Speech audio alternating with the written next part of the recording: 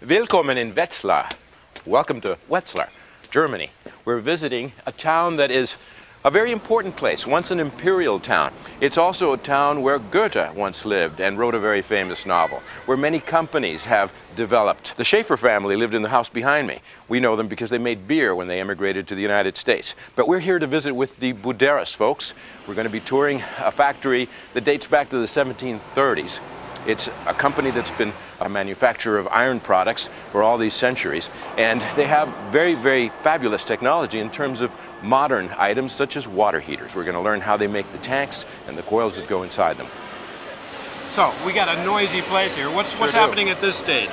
Well, what we have is the raw materials or the tubing coming in, as you see here, and here's a bending machine, which is going to form our indirect coil for our indirect water heater. Oh, look at that. That's very clever. The concept of the indirect tank technology is such that the indirect coil that is being formed here has boiler water running through it.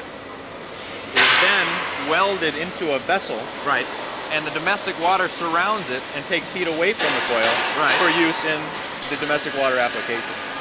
The benefit is that you're not using a gas-fired flame on the bottom, and your longevity and efficiencies are often much higher. Yeah, you're shooting two birds with one stone. Exactly. Now, is that right? Is that the way it's supposed to be? The Buderus indirect water tanks have an area for clean out. In this particular case, the clean out space, so you can physically get into the tank, is where they have the void in the coil. I see. So that's meant to be there. Right. So many conventional tanks do not have a clean out. But with our tank, we have a clean out so that you can service it very easily. Okay, now what happens to it next? Next step is the coil is welded in place in the vessel and the ends are welded on. Let's take a look.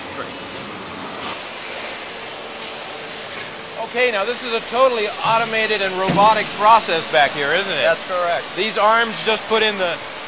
What are those? The top and bottom, the bases. The bases of the tank. They're positioned. And now the tank with the guts inside it is rolling into place. You can see the coil on the end. Two ends are going to meet, and then a special steel or copper-coated steel wire. So this is an electro welding process. Exactly. And you got one wire that's applied on each side. Actually two wires for each side for speed. This process takes less than a minute per tank. Yeah. Careful of your eyes.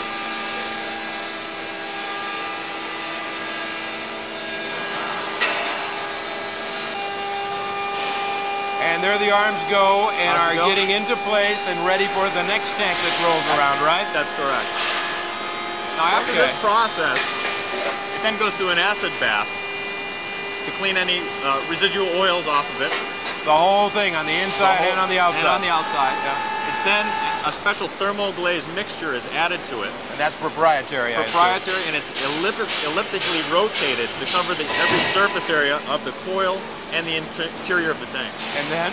And then it's put into an oven and baked at 1600 degrees. So you'll see them come out cherry red. All right, so that's a finished one. And completed unit. Yeah. And here you're making different sized tanks here, right? That's correct. Right now this is a 40-gallon tank. And he's removing a thin plastic sheeting that's actually laid down in the template. What he's doing here is buttering the template so that the tank can actually be removed easily. It will not stick. That's like the liquid polyurethane? Exactly. Yeah. And so what we're looking at here is actually a mold. Exactly. It's a template, a pressure template. So it maintains the jacket in position as the mold expands. Okay, so here you've got the mold with a sleeve in it. Correct. The jacket is in the template, and they will drop the tank into the template, close it up, and pressure fill it with the polyurethane foam. All right. Does that set up right away, or does it need to bake? It takes a specific period of time, but no longer than 10 minutes. Okay. So it expands at a tremendous rate, really packing in to get a very dense insulation layer, which is noted in our tanks for low standby losses. Okay. And then it just basically travels around in a circle.